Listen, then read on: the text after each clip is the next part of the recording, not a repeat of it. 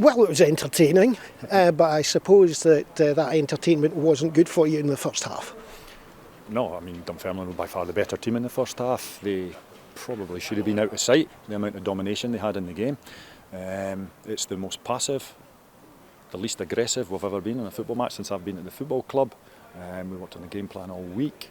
Players didn't do it until the last maybe 5-10 minutes of the first half. So there were so many things that were wrong in that first half performance. So that needed to be addressed at half time. To be honest with you, we were lucky to be only 2-0 down. Then last 5 minutes of the first half we actually started to play a little bit and believe in a little bit and showed a little bit more aggression. And we get a goal back, so to go in 2-1 down at half time was actually a real big positive from that overall first half performance. Well, we were saying things like in the first half, some of the passes that just didn't link up. It was as if no one wanted to hold on to the ball in any way whatsoever. And they just didn't seem to want to play like they did on the Friday night.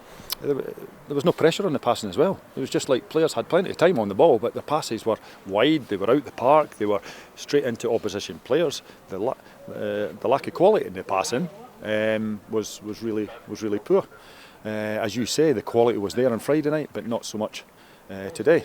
So that was also a very, very big frustration. But luckily enough, second half they actually found their form and found their aggression and found their belief, and got the equaliser.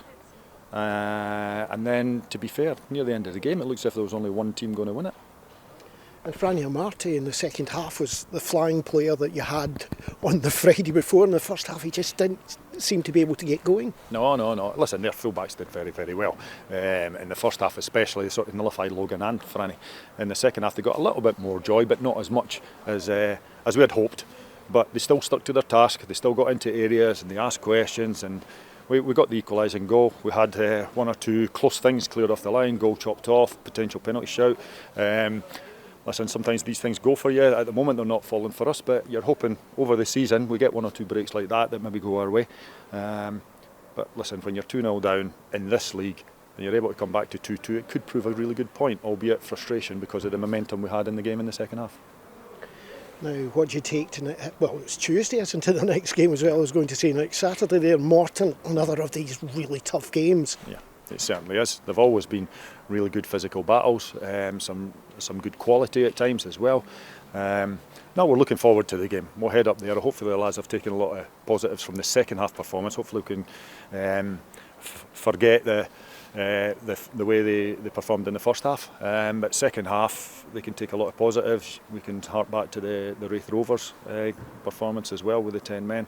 We take that into Morton and we'll certainly give a good account of ourselves. But if we go up with the attitude of the first half, we'll come away with nothing.